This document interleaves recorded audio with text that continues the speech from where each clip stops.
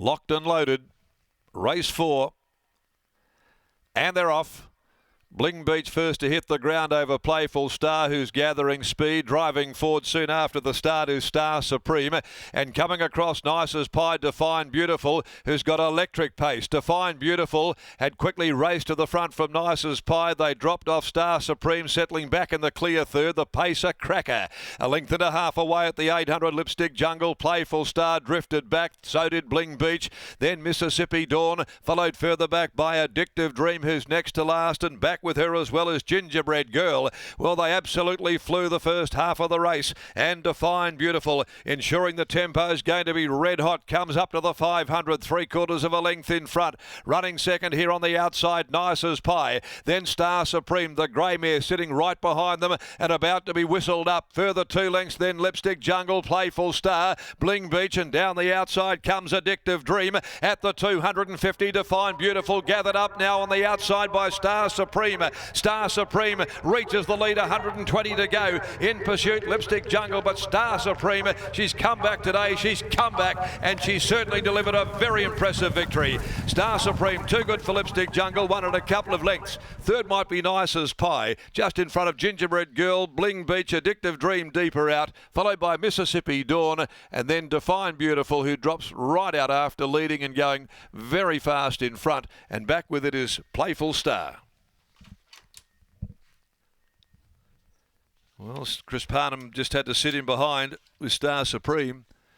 And whilst she has been leading in those barrier trials, didn't have a hope of trying to contest the front today, because that was ramped right up by Define Beautiful, who came out like an Oakley plater and went lickety-split in front.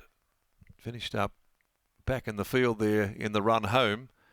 And Star Supreme landed there, back just off the speed, brought on the scene with a timely run by Chris Parnham, and it gives the Nev Parnham Yard another winner this afternoon here at Belmont Park. They got the job done nice and early here in the opening event with Line of Thought, and now Star Supreme, who Neville was very confident about making a return to racing in a winning style, and certainly has proven to be exactly right.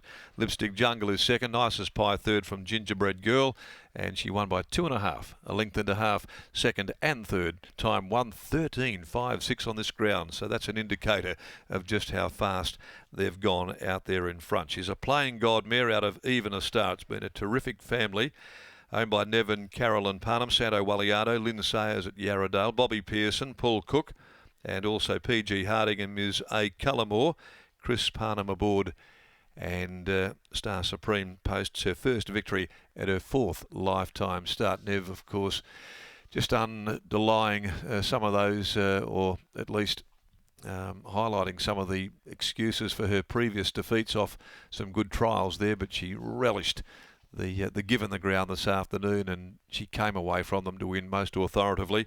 Lipstick Jungle by I'm All the Talk second for Russell Stewart, ridden by Rocky Chung, and Nice as Pie at big odds, getting into third placing by Sessions, Ted Martinovich and Tash Faithful. 6-2-9-5 to race 4. The 5th event, the MCA Polytrack Handicap, we move to next now. The Colts and Geldings will run here over 1,200 metres, and there are no scratchings. So let's take you back downstairs. She ran favourite Scotty, Star Supreme, and today she was able to carry that very good barrier trial form onto race day. Certainly was. Neville joins us now. Neville, she's trialled 6 times in her life. She's won 4 of those 6 by a combined margin of 15 lengths all up. So she's clearly a mare that's got ability. There's no doubting that.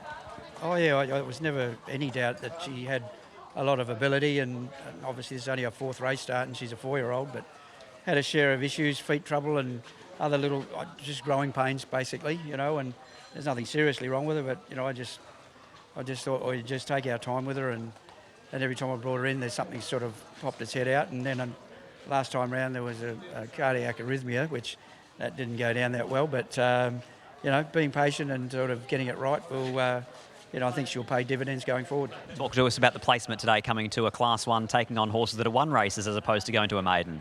Yeah, well, she drew 18 tomorrow at a maiden, and that was the obvious place to go, but I looked at this race, didn't think it had much depth in, and even though Mr. Magoo didn't think that I placed it well, I thought I did. Yeah. He's tipping plenty of winners though, Morgs, and he's doing a good job. Now, you tipped us into one earlier in Bridgeport. What was the wrap-up of that one?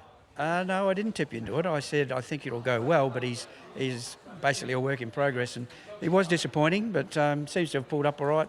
I wouldn't be perturbed with that. I'd just follow him going forward, and when he gets out to about a 1400 and he gets more comfortable, a bit more room to move, I think he'll put it together. This is the relation to Express Time, is it not? An out-and-out winner? Yes, half sister to Express Time, and Star Power half to that too. The other one I had, and there was one in between, but it wasn't much good. So the mare's been good. The mare was good to me. So yeah, hopefully we can get some few more winners. Trained a lot of winners for Ron and Lynn Sayers and Yarradale Sutter over the years.